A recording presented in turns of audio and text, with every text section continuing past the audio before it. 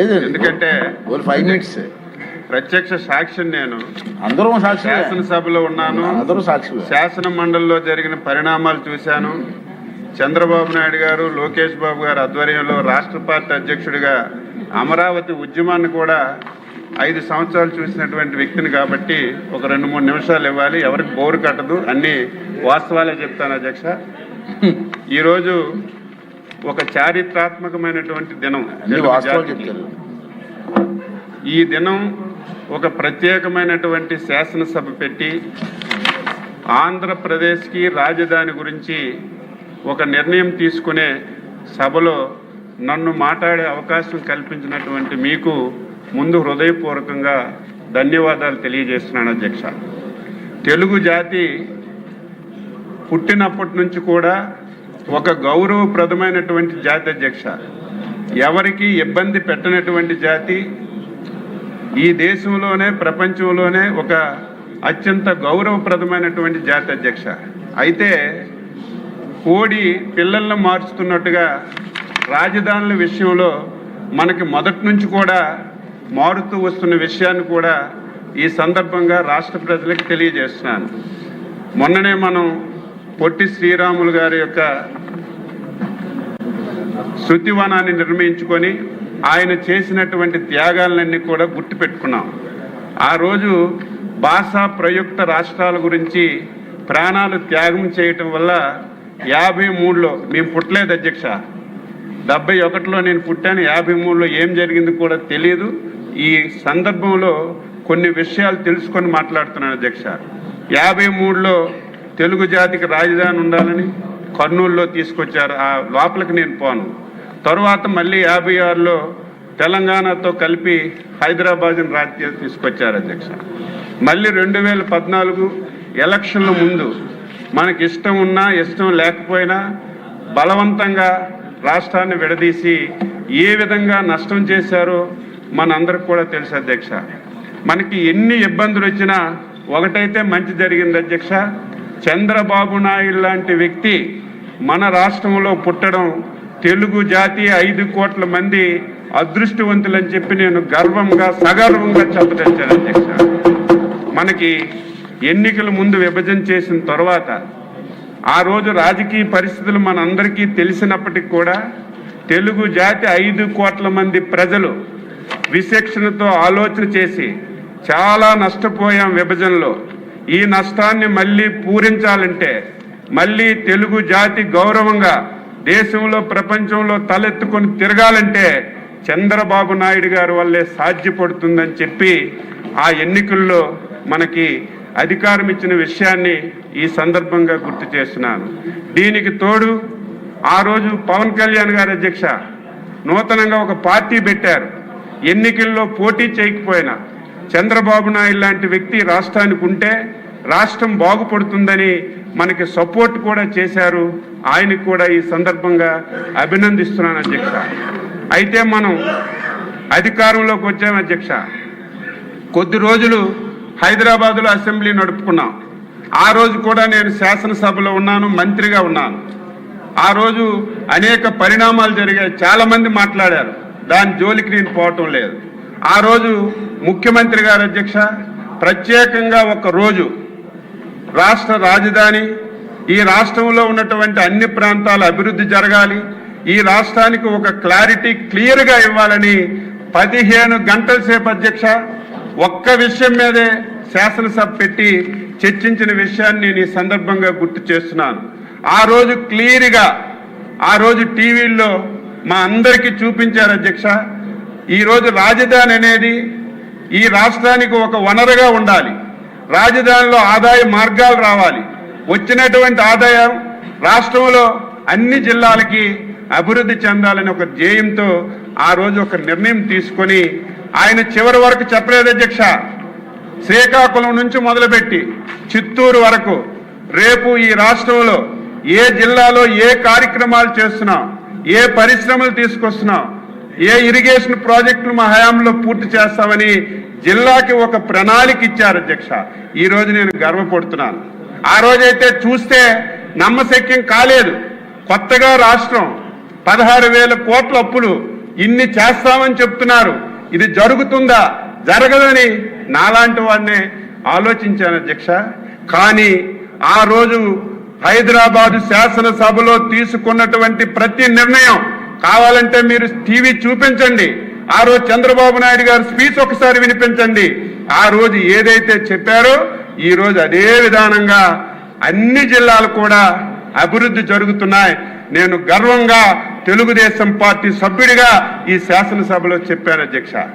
అయితే రాజధాని అన్ని ప్రాంతాలకి మధ్యలో ఉండాలని ఇక్కడ నిర్ణయం తీసుకున్నారు అధ్యక్ష.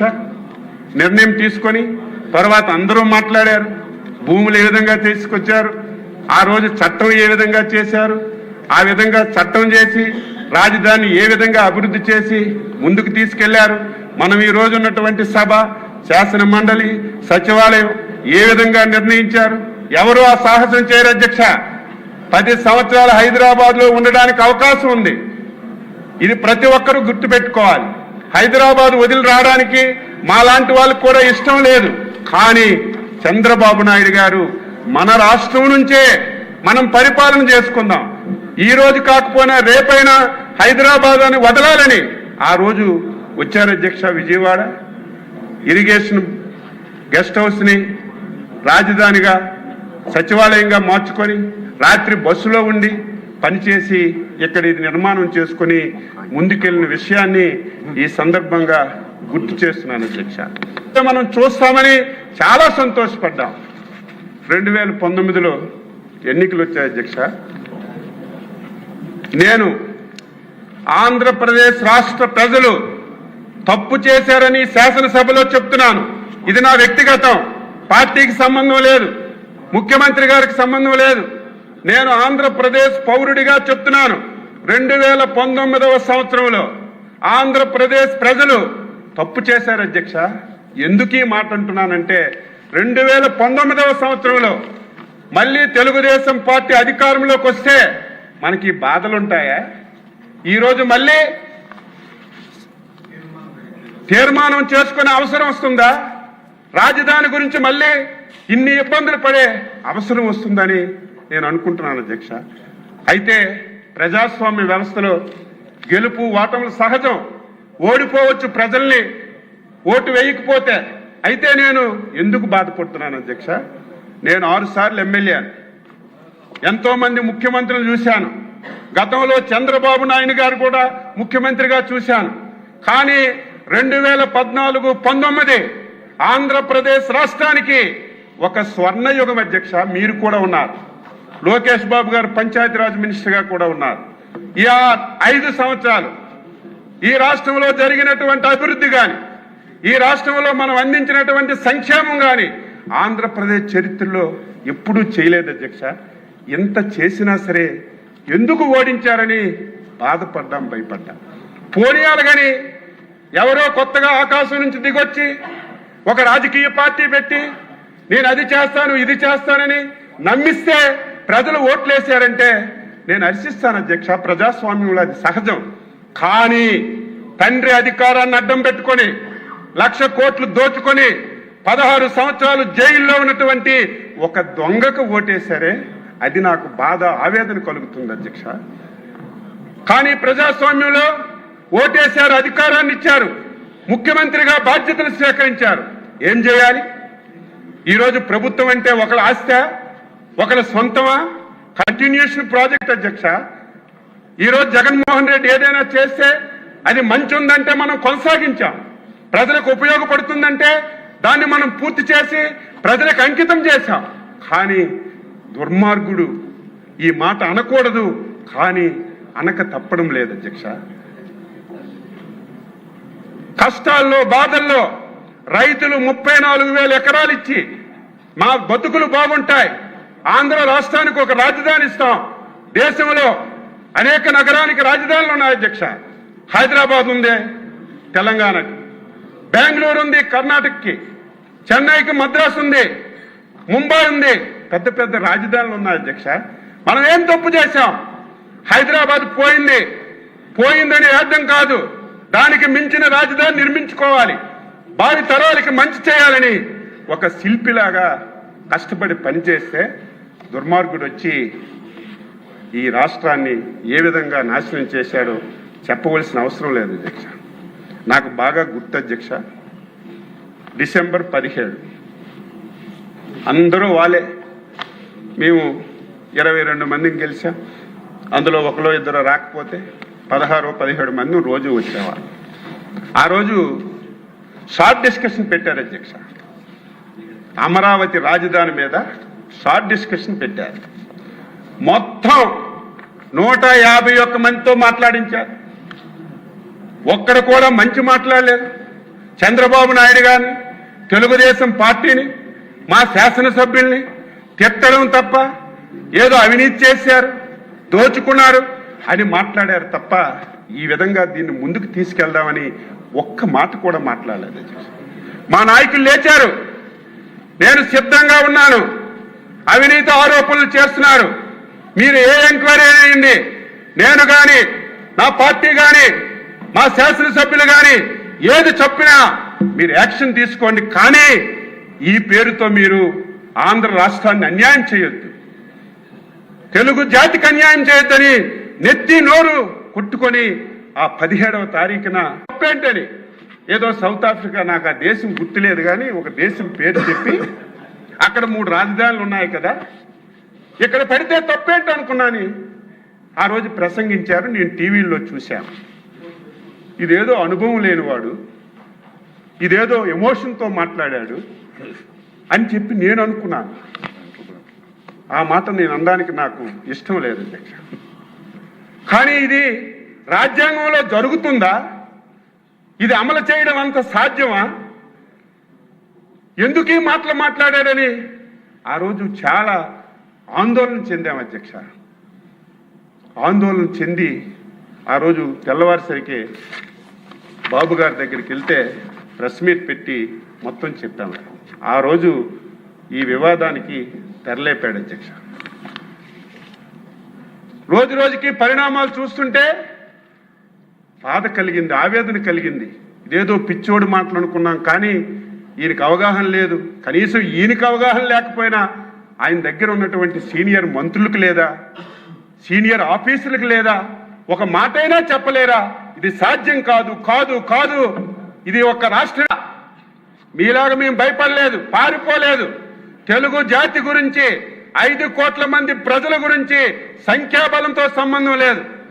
ఆ రోజు చంద్రబాబు నాయుడు గారు, మేమందరం అన్నాం, 20 మందినే ఉన్నామండి, చాలా అవమానాలు పడుతున్నాం, మా దగ్గరకు వచ్చి బండ బూతులు తిడుతున్నారు, మా పర్సనాలిటీల మీద మాట్లాడుతున్నారు, మీ సభకి వెళ్ళమంటే తప్పది. మనకు ప్రజలు ప్రతిపక్ష హోదా ఇచ్చారు, ఎంతమంది ఉన్నామని కాదు, చివరి నిమిషం వరకు పోరాడదామంటే మేము పోరాడాం అధ్యక్ష. ఆ వేళ 20వ తారీఖు అధ్యక్ష 3 రాజధానుల బిల్లు, అదేవిధంగా డీలిమిటేషన్ ఏదైతే జరిగిందో దాన్ని చట్టాన్ని రద్దు చేసి మొత్తం విషయాలుగా ఈ రాష్ట్రాన్ని బాగు చేద్దామని ఒక బిల్లు తెచ్చారు అధ్యక్ష. మేము అపోజిషన్లో ఉండి మేము వ్యతిరేకించి, బాబు గారు అయితే చాలా గట్టిగా మాట్లాడారు. మమ్మల్ని ఆ రోజు సస్పెండ్ చేశారు అధ్యక్ష. మీకు చెప్పాలి, ఆ రోజుకే 3 సార్లు ముఖ్యమంత్రిగా చేసిన వ్యక్తి, 15 సంవత్సరాలు ప్రతిపక్షంగా నాయకుడిగా వ్యవహరించిన వ్యక్తిని బయటికి మమ్మల్ని ఈడ్చికెళ్ళి అధ్యక్ష. ఒక డొక్కు బస్సు అధ్యక్ష, డొక్కు బస్సు, ఆ బస్సుకు టైర్లు ఉన్నాయో తెలియదు, అంత దరిద్రమైన బస్సులో మమ్మల్ని ఎక్కించి ఇక్కడ 4 గంటలకు ఎక్కించారు అధ్యక్ష. రాత్రి 11 గంటల వరకు ఎక్కడ తిప్పారో లేదు, ఎటువైపు వెళ్తున్నామో తెలియదు. మొత్తం అడవుల్లో మొత్తం ఒళ్ళంతా ఫుల్ అయిపోయి అధ్యక్ష, రోడ్లు లేవు, అటు ఇటు తిరిగి రాత్రి 11 గంటలకి మాకు మళ్ళీ అక్కడ దించారు అధ్యక్ష. ఇది చాలా దారుణమైనటువంటి సంఘటన ఇక్కడ అయింది అధ్యక్ష. మా పోరాటం చేసాం, ఆ రోజు నుంచి రైతులు పోరాటం చేశారు, దాని జోలికి పోవక్కర్లేదు అధ్యక్ష. ఆ రోజు చట్టం అమలు కావాలంటే శాసన మండలి కీలకం అధ్యక్ష. నాకు తెలిసి సంఖ్యాదళంలోకి నేను వెళ్ళగానే 58 మంది ఎమ్మెల్సీలు ఉంటే వాళ్ళు 8 మందే ఉన్నారు అధ్యక్ష. మిగతా వాళ్ళందరూ తెలుగుదేశం, మిగతా పార్టీలు ఉన్నాయి. 21 ప్రజాస్వామ్యానికి ఒక చీకటి రోజు అధ్యక్ష. అది నాకు తెలిసి ఎప్పుడు ఏ రాష్ట్రంలో ఇటువంటి పరిణామాలు జరగలేదు. శాసన మండలిలో ఇక్కడ ఉన్నటువంటి బిల్లు అధ్యక్ష పాస్ చేయడానికి అధికారం లేదు. 8 మంది సభ్యులతో బిల్లు పాస్ అవ్వదు అధ్యక్ష, అందరికీ తెలుసు. కానీ ఎలాగైనా బిల్లు పాస్ చేసి ఈ రాష్ట్రాన్ని విడదీయాలని, మొత్తం తెలుగు జాతిని విచ్ఛిన్నం చేయాలని ప్రయత్నం అధ్యక్ష. ఆ రోజు పెద్దలు షరీఫ్ గారు చైర్మన్గా ఉన్నారు. రంజాన్ మాసం అధ్యక్ష, రంజాన్ మాసంలో ఉదయం ఒకసారి సాయంత్రం ఒకసారి ప్రేయర్ చేస్తారు 5 సార్లు. మేము ఆ రోజు చూస్తే ఆయన 10-15 సార్లు ప్రేయర్ చేశారు. అంత టెన్షన్ పెట్టారు. ఈరోజు శాసన మండలి ఉంది, మీరు మాకు టీంలు వేశారు, ఒక బ్యాచ్ ఎక్కడుంటే ఒక బ్యాచ్ అక్కడని. ఆ రోజు అధ్యక్ష శాసన మండలిలో మొత్తం మంత్రులందరూ అక్కడికి వచ్చేశారు, శాసనసభ్యులందరూ గ్యాలరీలో మొత్తం వచ్చేశారు. మొత్తం శాసన మండలిలో లైట్లన్నీ ఆపేశారు. మేమందరం బాబు గారు ఛాంబర్లో కూర్చున్నాం. పోనీ శాసన మండలిలో లైట్లు ఆపేశారు, తర్వాత మా ఛాంబర్లో లైట్లు ఆపేశారు, టీవీ ప్రచారాలు ఆపేశారు. అసలు ఏం జరుగుతుందో మాకు సమాచారం లేదు. సార్ అన్నారు ఒకసారి వెళ్ళి మనము గ్యాలరీకి వెళ్దామంటే గ్యాలరీకి వెళ్ళాము అధ్యక్ష. నరక యాతన అధ్యక్ష. ఆయన ఓపిక నేను జోహార్ అధ్యక్ష. మనస్ఫూర్తిగా ఆయన అంత ఓపిక ఎవరికీ రాదు. ఆయన వేళ ఈ చెవిట్లో ఆ చెవిట్లో అనరాని మాటలు, ఆ మాటలు వింటే నాలాంటి వాడినైతే గన్నుంటే కాల్చేయాలి. ఎందుకు ఈ బతుకు ఇంత దారుణమా? ఈ తిట్లు కాయడానికే మనం రాజకీయాల్లో ఉన్నాం. అంత దారుణంగా మాట్లాడారు. అయినా సరే ఎక్కడ కూడా వెనకలేదు. ఇది మన డ్యూటీ, మన బాధ్యత ఇది అని ఎక్కడ కూడా వెనక్కుండా ఆయన రోజు ఉన్నారు అధ్యక్ష. కానీ అల్లా దయ వల్ల ఆ రోజు ఉన్నటువంటి చైర్మన్ మీద బయట వాళ్ళకి ఏం పని అధ్యక్ష? ఒకసారి చైర్మన్ ఛాంబర్లో ఏం జరుగుతుందో చూసి రమ్మంటే నేను వెళ్ళాను అధ్యక్ష. వెళ్ళేసరికి విజయసాయిరెడ్డి, టీటీడీ చైర్మన్గా ఉన్నటువంటి వైవి సుబ్బారెడ్డి, సకల శాఖల మంత్రిగా వ్యవహరిస్తున్నటువంటి సజ్జల రామకృష్ణారెడ్డి మొత్తం ఆయనకు చుట్టుముట్టి ఎంత ప్రెజర్ అంటే భగవంతుడు ఆయన వైపు ఉన్నాడు కాబట్టి బతికాడు. నాలాంటి వాడు ఇంకోడైతే టెన్షన్కే బాధపడిపోతే చచ్చి అంత టెన్షన్ పెట్టారు అధ్యక్ష. టెన్షన్ పెట్టడమే కాదు, ఈరోజు అపోజిషన్ లీడర్గా ఉన్నారు మండలిలో. ఆయన పెద్ద మనిషి, అందరం పెద్ద మనిషి అంటాం. ఆయన మాటలు కులం మీద మతం మీద తిట్టి ఆ బూతులన్నీ వింటే బాధ ఆవేదన కలిగింది. కానీ మేమేమీ చేయడానికి అవకాశం లేదు. దేవుడి దయ వల్ల ఈ బిల్లు ఎట్టి పరిస్థితుల్లో పాస్ అవ్వకూడదని ఆయన సెలెక్ట్ కమిటీకి పంపించి ఈ రాష్ట్రాన్ని బతికించారు. రాష్ట్రంలో ఉన్నటువంటి తెలుగు జాతి పోనీ ఆయన అన్నట్టుగా 3 రాజధానుల అధ్యక్ష మన ప్రాంతానికి వద్దాం. మీది ఉత్తరాంధ్ర, నాకంటే ముందు నుంచి మీరు రాజకీయాల్లో ఉన్నారు. చాలా సంవత్సరాలుగా మనం ఉన్నాం. ఈయనేదో ఉద్ధరించినట్టుగా 2019లో విశాఖపట్నాన్ని రాజధానిగా అని చెప్పారు అధ్యక్ష.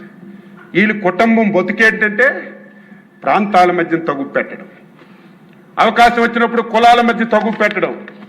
ఎవరైనా సరే అలా చేస్తారు అధ్యక్ష. ఒక పదవి గురించి, రాజకీయం గురించి కులాల మధ్యన ప్రాంతాల మధ్యన ఎవరైనా సరే ఇటువంటి తగ్గు పెడతారా? విశాఖపట్నాన్ని ఒక రాజధాని చెప్పారు. మేము మాట్లాడితే మా ఇంటి మీదకి దాడులు పంపించారు. విశాఖపట్నానికి రాజధాని వస్తుందని అచ్చెన్నాయుడు మాట్లాడితే వద్దు, మేము అమరావతి రాజధాని అని ఎలక్షన్కి వెళ్ళామని ధైర్యంగా చెప్పాను అధ్యక్ష. మేము మాటిచ్చాం, అమరావతి రాజధాని రాష్ట్రంలో అన్ని జిల్లాలు అభివృద్ధి చేస్తామని మాటిచ్చామని ధైర్యంగా నిలబడ్డాం అధ్యక్ష. బండబూతులు తిట్టారు, పర్సనాలిటీ మీద మాట్లాడారు. కానీ ధర్మాన్ని న్యాయాన్ని రక్షించాలని కట్టుబడి మనం ఉన్నాం అధ్యక్ష. పోనీ నువ్వు రాజధాని అన్నావు, ఏం చేశావు? 2019-24లో నిండు శాసనసభలో మాట్లాడుతున్నాను. ఎందుకింత గట్టిగా మాట్లాడుతున్నానంటే ఈరోజు రాష్ట్ర ప్రజలందరూ ఇంపార్టెంట్ సెషన్ చూస్తారని. ఒకవేళ జగన్మోహన్ రెడ్డి బెంగళూరులో ఉన్నా, వైసీపీ వాళ్ళు ఉన్నా ఈరోజు సభ చూస్తారు ఏం జరుగుతుందని. ఈరోజు రావాలి కదా అధ్యక్ష, ఈవేళ రావాలా లేదా? బయట బ్రోకర్లతో మాట్లాడిస్తాడు. మాకేమీ ఇబ్బంది లేదు, మాకేమీ సమస్య లేదు, మేము రాజధానికి వ్యతిరేకంగా ఉన్నామా, ఎందుకు మళ్ళీ మీరు తీర్మానం చేయాలని బయట బ్రోకర్లతో మాట్లాడి ఆయన అంటాడు శాసనసభ పెట్టుకుంటున్నారు, శాసన మండలి ఎందుకు పెట్టడం లేదంట? బుద్ధి జ్ఞానం ఉందా? మీకు నాలెడ్జ్ ఉందా? తీర్మానం అంటే శాసనసభలో చేస్తారు, శాసన మండలిలో చేయరు. కానీ శాసన మండలి ఎందుకు పెట్టమంటున్నాడు? ఇక్కడ పాస్ అయ్యి మళ్ళీ అక్కడ పాస్ అవ్వకుండా దీన్ని కూడా అడ్డు పెట్టాలి. ఇంత దుర్మార్గుల్ని ప్రజలారా మీరు ఆలోచించాలి కదా. ఇటువంటి విధాల రాజకీయాల్లో ఉండాలా? ఇటువంటి రాజకీయ పార్టీ అవసరం ఈ రాష్ట్రానికని ఇంకా ప్రజలు తెలుసుకోకపోతే ఏం చేస్తాం? ఎందుకు మాట్లాడుతున్నాను? 5 సంవత్సరాల్లో ఏమీ చేయలేదు అధ్యక్ష. 18 మాసాలు అయింది అధ్యక్ష మనం వచ్చాం. ఈ 18 మాసాల్లో ఎన్ని ప్రాజెక్టులు తెచ్చాం అధ్యక్ష? ఇవన్నీ చదివితే టైం లేదు. అన్ని ప్రాజెక్టులు మనసు ఉండాలి పనిచేయడానికి, మాటలు కాదు. ఈ రకంగా ఈ రాష్ట్రాన్ని నాశనం చేయడానికి ప్రయత్నం చేస్తుంది. అందుకే ఈ రోజుకైనా సరే ఇటువంటి దుర్మార్గులు మళ్ళీ ఎప్పుడో ఏ సందర్భంలో వస్తారు.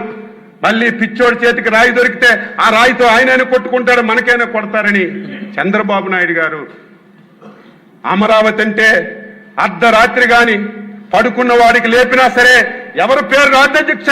నారా చంద్రబాబు నాయుడు గారు అనే పేరు వస్తుంది. దీనికి కర్మ కర్త క్రియ ఈరోజు నిర్మాణకర్త చంద్రబాబు నాయుడు గారు అధ్యక్ష. ఇంత కష్టపడి చేసిన దానికి మళ్ళీ ఎవరైనా ఇబ్బంది పెట్టొచ్చని దీన్ని ఒక చట్టబద్ధత చేద్దాం. దీన్ని ఎవడొచ్చినా సరే ఏమీ మార్చకుండా దీన్ని ఒక పటిష్టమైనటువంటి విధానం చేద్దామని కేంద్ర ప్రభుత్వంతో మాట్లాడి దానికి కొర్రీలేస్తున్నారు. 2014లో పంపించారు కదని. ఆ రోజు విజయవాడ గుంటూరు మధ్యలో ఉంటుందని చెప్పాం. తరువాత అమరావతి అని అనుకున్నాం. ఈరోజు అమరావతి అని పేరు లేదు కాబట్టి మీరు మళ్ళీ ప్రత్యేకంగా ఒక తీర్మానం చేసి పంపించండి అంటే ఈరోజు ఈ సభ స్టార్ట్ అయింది అధ్యక్ష. మళ్ళీ మనం తీర్మానం చేస్తున్నాం. ఈ రోజుతో 5 కోట్ల మంది ప్రజలకి ఒక ఆనందమైనటువంటి రోజు. ఎవరు భయపడవలసిన అవసరం లేదు.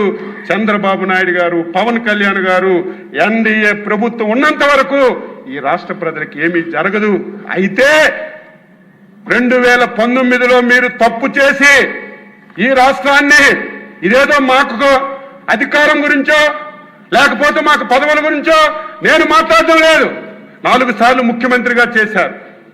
50 సంవత్సరాల రాజకీయాల్లో పదవులు చేయడం కాదు, 5 కోట్ల మంది తెలుగు ప్రజలు దేశంలో ప్రపంచంలో ఎక్కడున్నా నాలికి చివర ఉన్నటువంటి ఏకైక వ్యక్తి నారా చంద్రబాబు నాయుడు గారు. ఆయనకు పదవులు అక్కర్లేదు. ఆయన ఆతృత, ఆయన తాపత్రయం ఈ రాష్ట్రాన్ని బాగు చేయాలి, భవిష్యత్ తరాలకు బాగు చేయాలి. తెలుగు కమ్యూనిటీ ఈ దేశంలో ప్రపంచంలో అత్యున్నత కమ్యూనిటీగా ఉండాలి ఒక తపనతో పనిచేస్తున్నారు. మళ్ళీ రేపు ఎన్నికలు వచ్చినప్పుడు ఆంధ్రప్రదేశ్ ప్రజలారా నిండు సభలో చేతులు జోడించి మాట్లాడుతున్నాను, మొక్కుతున్నాను. వైకుంఠపాలి ఆట ఆడొద్దు. మీరు వైకుంఠపాలి ఆడాడి ఏదో వచ్చారని ఏదో ఇస్తారని ప్రలోభాలకు లొంగి మళ్ళీ తప్పు చేస్తే ఈ రాష్ట్రాన్ని ఎవ్వడు బాగు చేయలేడు. ఇది ప్రజలందరూ నేను చెప్పానని కాదు, విజ్ఞతతో ఆలోచించండి. మీ గురించి, మీ భవిష్యత్తు గురించి పనిచేస్తున్నటువంటి చంద్రబాబు నాయుడు గారిని, పవన్ కళ్యాణ్ని, ఎన్డీఏ ప్రభుత్వాన్ని నిండు మనసుతో ఆశీర్వదించండి అని చెప్పి కోరుతూ ఈరోజు ముఖ్యమంత్రి గారు ప్రవేశపెట్టినటువంటి తీర్మానాన్ని మనస్ఫూర్తిగా 5 కోట్ల మంది ప్రజల తరపున, ఈ దేశంలో ప్రపంచంలో ఉన్నటువంటి ఆంధ్రుల తరపున హృదయపూర్వకంగా స్వాగతిస్తూ ఈ అవకాశం ఇచ్చినటువంటి మీకు హృదయపూర్వకంగా ధన్యవాదాలు తెలియజేస్తూ సెలవు తీసుకుంటున్నాను. బాగా మాట్లాడారు.